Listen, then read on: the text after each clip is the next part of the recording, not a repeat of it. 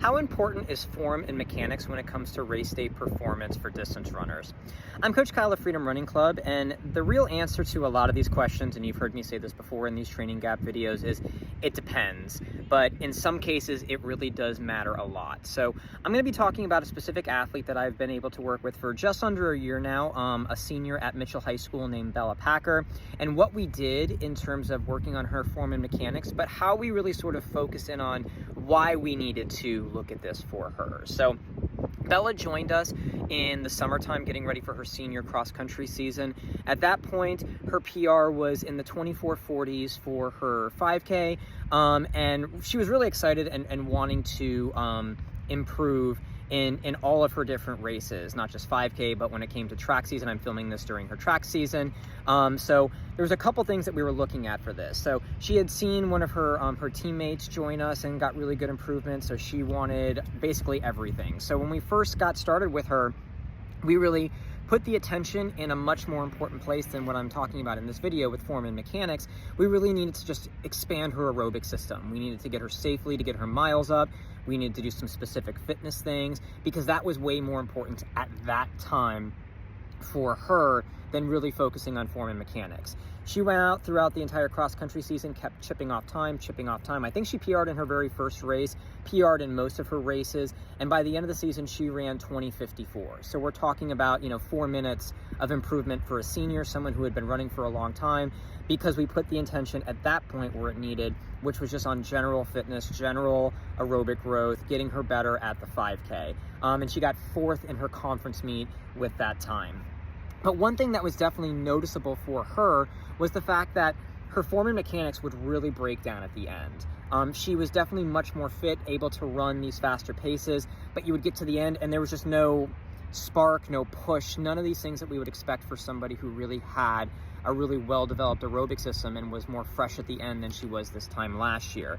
Her arms would just kind of go loose and kind of just be there, not really helping her. She wasn't really having a powerful, driving, forceful finish in a lot of these things. And that's something that we really kind of preach for our athletes. When we're setting up race plans, we really kind of look at things like, getting to a point and then it's all out. We do things like, fly 30s. We do a lot of work in terms of forceful, being able to, recruit muscle fibers when you really need it.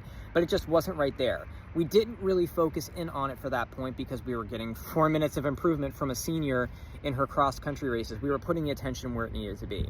However, when we started conditioning, started practice, started getting sessions ready for her senior track season. We only do outdoor seasons here. I'm also in Central Florida, so I'm fortunate enough to where I was able to actually directly work with Bella a number of times on this.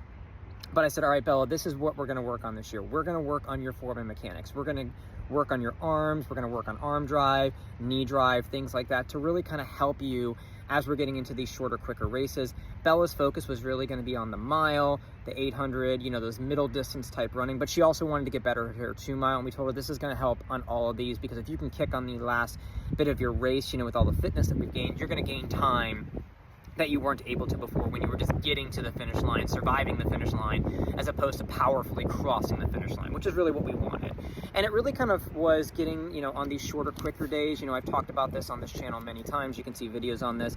Short, fast hill intervals, the fly 30s I was talking about, but really kind of getting her aware of what was going on with her arms and how they were working against her. So the only way I can describe it is her arms were really kind of crossing over her body. Her arms were kind of like up into her chest, almost by her chin every single time, but they were never coming down, right? They were never helping with the drive, the fluidity of her form. They were probably shortening her stride, taking away a lot of that form and mechanics. And we really just kind of gave her a couple cues, and that's really specific to each person. We can talk about things like relax your shoulders, arms, swing, things like that.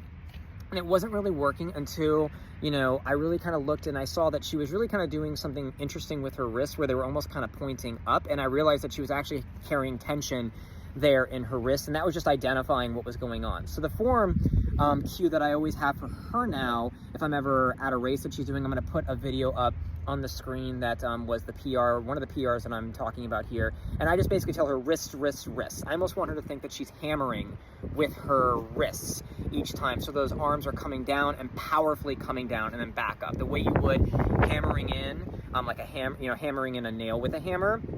Come on, it's all about wrist, smooth, smooth, smooth, smooth, get there.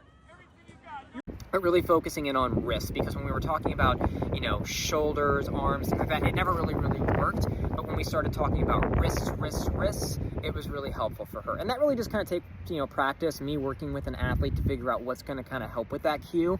But by doing that, you can also see her knee drive improve, because with these more powerful arm mechanics, she wasn't chopping her strides at the end, and she was able to more forcefully push. So in her very first race of the season, she cut her mile time from, she ended the season before at 6:31. Her PR was like 6:25, something like that. She dropped all the way to 6 flat in that very first race. Second race out, she broke 6. She was 5:59. And then also ran her best time in over a year in her 800 meters at 2:43. So for her, that was already huge progress in just her first 2 meets. Then we had her this last week, and this is where it really was solidified for me when I'm seeing this, where I was able to be at this race that I'm referencing here at Berkeley Prep here in the Tampa area. She ran the 3,200 meter. I set up a race plan for her to be under 13. I didn't even look at her PR beforehand because it was based on what her current fitness was, but her PR before that was 14:22. So we were basically going to try to skip all the way through the 13s and get into the 12s. She was able to successfully do this. She ran her race plan exactly well, but what was really key is on that last lap, she kicked with 150 meters to go in a way that I've never seen Bella kick. She was doing the wrist mechanics, she was smooth and powerful, and she passed 2 people at the very, very end. And I think it's in large part because of all this work that we did. So she went from 14:22 down to 12:54 in her 2 mile. She would have probably been under 13, more like 13:58. She probably would have not passed those 2 girls had we not done this work before.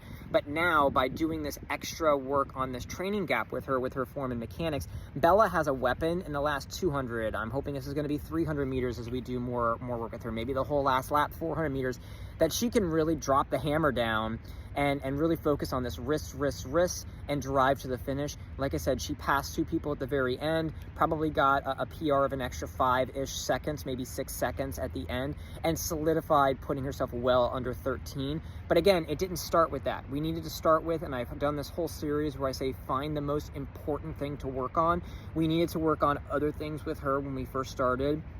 In that first 6 months, now that we've been with her for almost a year, it's been about 10 months now, we worked on some of these other things. Like I said, started about 8 months into this, that we knew we could put some attention into that detail and find another area of fitness. So I talked about this before. People's training gaps change. What's your training gap now might be different as you close a training gap, or if you're training for a specific race. And that's really something that we do for all of our athletes. So if you do have any questions on maybe identifying your own training gaps, I'd like to be able to sit down and help you with this. We can sit down for a meeting and just see, you know, what you've been doing. I can identify what the training gap might be and see if it's something that we could help you with in the future. There's a link in the description down below where you can actually fill out a form. It'll come right to me, and we can set up a time to where we can look at your own training gaps, like it was for Bella, who skipped right past the 13s, got into the 12s, and again, has a weapon now that she never had before because we've identified and worked to close this training gap for her.